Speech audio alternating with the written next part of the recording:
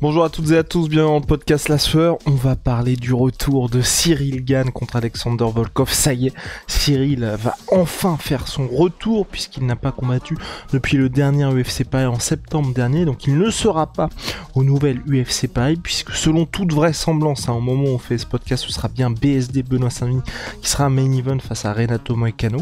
Et donc Ciryl Gane affrontera Volkov, une revanche donc entre les deux hommes après la victoire de Ciryl Gane en 2021 précisément, où Ciryl s'était imposé par décision unanime, ce qui lui avait permis d'obtenir le title shot pour le titre intérimaire contre Derrick Lewis 5 semaines après. Donc là les deux hommes vont se retrouver au mois d'octobre prochain, UFC 308 Abu Dhabi, le pay-per-view annuel de l'UFC aux Émirats Arabes Unis. On va voir tout ça ensemble, c'est parti, générique. Swear.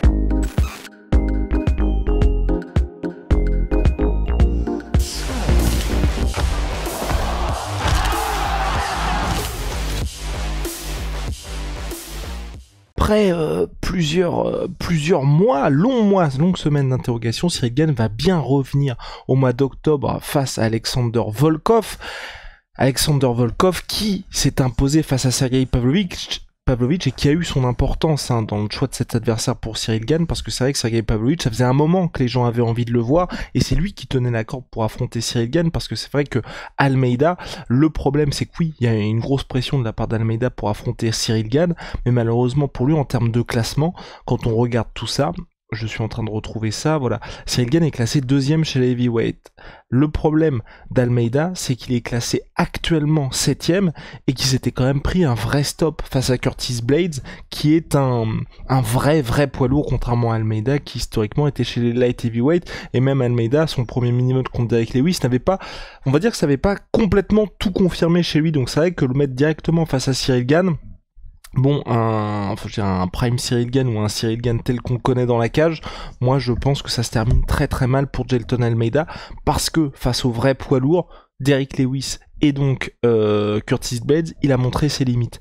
Et donc forcément pour Ciryl Gane, le combat qui allait être suivi de très près pour lui, ça allait être le combat entre Pavlovich et Alexander Volkov, parce que selon toute vraisemblance, le vainqueur allait affronter Ciryl Gane. Problème pour l'UFC, problème pour Ciryl Gane, problème pour les fans de Ciryl Gane, comme moi par exemple, c'est que Pavlovich s'est fait maîtriser complètement par Alexander Volkov.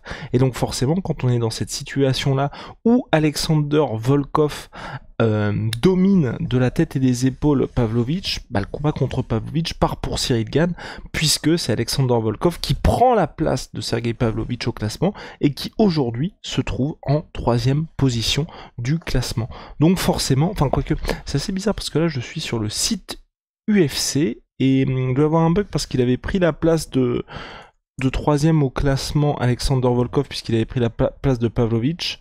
Je suis en train de vous regarder ça me paraît. Voilà, donc 3e, c'est ça, le site n'avait pas été mis à jour. Donc il est 3e aujourd'hui, Alexander Volkov.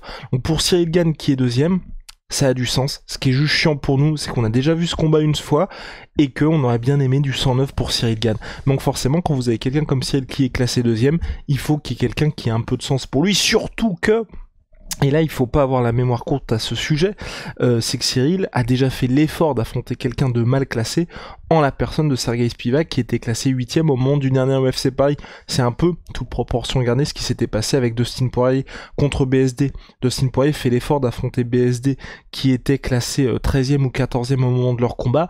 Forcément, après l'UFC, ils peuvent pas lui dire 2 fois de suite, bon on va te remettre quelqu'un qui est classé vraiment derrière toi. Là, on va te mettre un adversaire qui est plutôt en cohérence avec ton classement. Pour Ciryl Gane, il lui fallait quelqu'un de mieux classé. Alexander Volkov étant 3e, ça coche cette case. Mais malheureusement, voilà, moi là où je suis un peu dégoûté, c'est que pour Volkov, il n'y a pas ce côté hype qu'il y aurait eu contre d'autres adversaires, puisqu'on a déjà vu ce combat, même si c'est vrai que c'est l'un des combats les plus plaisants de Ciryl, en termes, on va dire, de spectacle, parce qu'on sait que Ciryl, c'est pas vraiment un problème, mais c'est un peu à la Adesanya. C'est des gars qui ont un style qui fait que quand ils dominent leur adversaire, eh bien, ils le rendent nul. Et donc tous les gens qui découvrent les adversaires de Ciryl, vous allez vous dire, waouh, le mec il est éclaté. Sauf que non, c'est juste que c'est le style de Ciryl, le style d'Adesanya, qui font quand ils dominent un adversaire, bah forcément on a tendance à se dire, enfin le mec n'était pas du tout au niveau.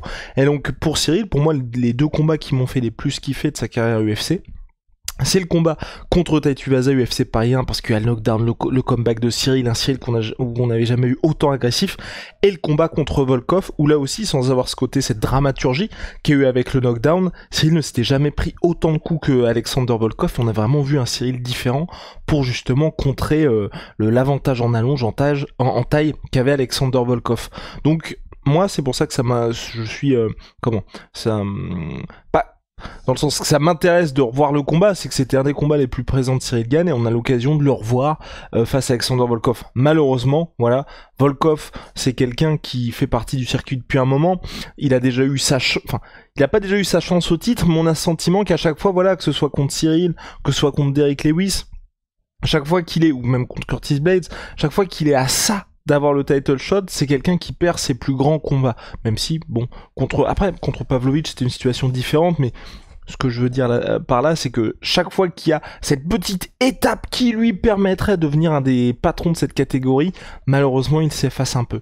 Et donc, c'est là où moi, je suis un petit peu, pas que ça m'embête un peu, mais on n'a pas ce gros comeback qui est rêvé de tous, comme le fameux combat contre Thomas Spinal, où là c'est le combat que tout le monde voulait, parce que vous avez un mec qui est porteur de ceinture intérimaire, on a France-Angleterre, enfin vous voyez, mais malheureusement en termes de calendrier, ça ne pouvait pas le faire pour Ciryl Gane, puisque Thomas Spinal revient, je le rappelle, le 27 juillet prochain contre Curtis Blade pour une défense de ceinture inédite de son titre light heavyweight. Curtis Blade qui est classé 4ème, et le choix préférentiel de l'UFC était Ciryl Gane.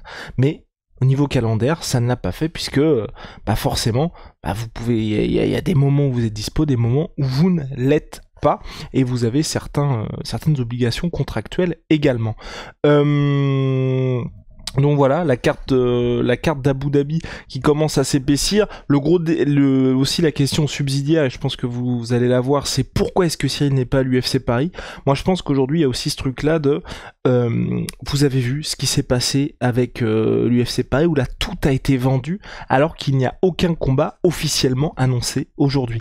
Il y a le combat Renato Moicano contre BSD qui est annoncé, mais qui a été via des rapports ici et là qui font que nul doute que le combat va avoir lieu. Ça va être en 5 rounds, ça va être le main event, mais l'UFC n'a pas fait de post officiel. Ils ont vendu toutes les places sans avoir officiellement annoncé le moindre combat.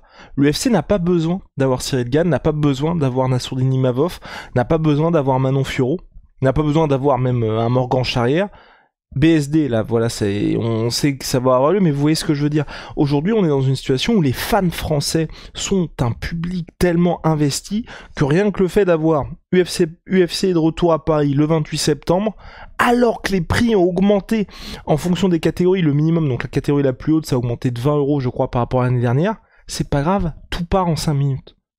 Donc forcément, quand vous avez une entreprise comme l'UFC qui, on le rappelle tout le temps, c'est du sport, mais c'est aussi un business, et que vous avez à côté des endroits comme Abu Dhabi, comme l'Arabie Saoudite, qui vont payer 20-25 millions de dollars pour accueillir un événement, la France ne paye pas, Paris ne paye pas, l'Accor Arena ne paye pas pour accueillir l'UFC, forcément, vous allez privilégier ces endroits-là pour avoir les chocs qui sont intéressants, et sachant qu'en plus, à Abu Dhabi, vous faites combattre beaucoup de combattants russes, et donc pour Abu Dhabi, avoir un choc entre Ciryl Gane, numéro 2 de la catégorie, Alexander Volkov, numéro 3 de la catégorie, sur un pay-per-view, là où ils ont payé 20-25 millions de dollars, forcément vous allez les mettre là, plutôt qu'un endroit comme Paris. Oui, on aurait tous voulu avoir le retour de Ciryl à Paris, mais c'est déjà vendu, il y a déjà BSD contre Moicano.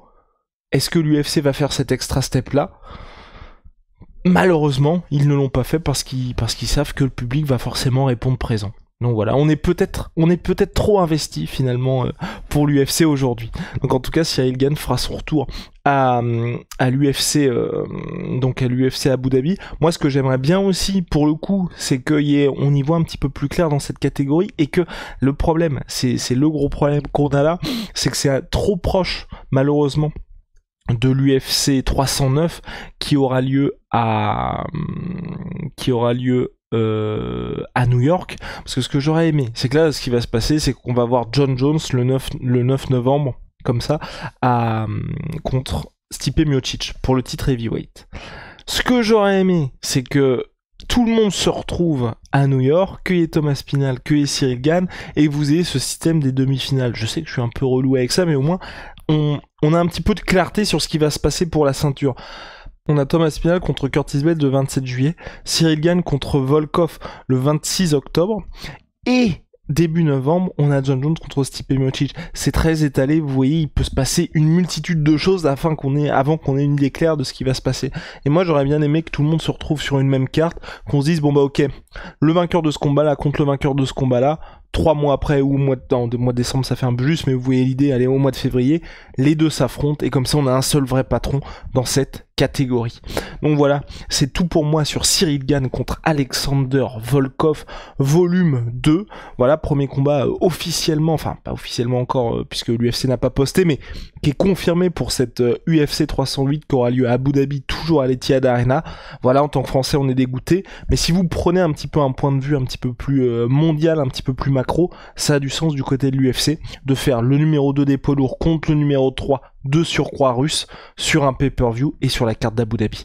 Shout out à ma Sweet Pea, ma Sweet Protein, ça ne bouge pas. Il y a jusqu'à moins 60% de promo en ce moment sur MyProtein, et avec le code la sueur, vous avez moins 15% en extra avec le code la sueur. Et puis Holy Moly Révolution dans les boissons énergisantes, ils font d'été glacé, boissons de réhydratation, boissons énergisantes, code la sueur 5 pour votre première commande, moins 5€. Et si vous avez déjà commandé chez eux, code la sueur 10, moins 10%, c'est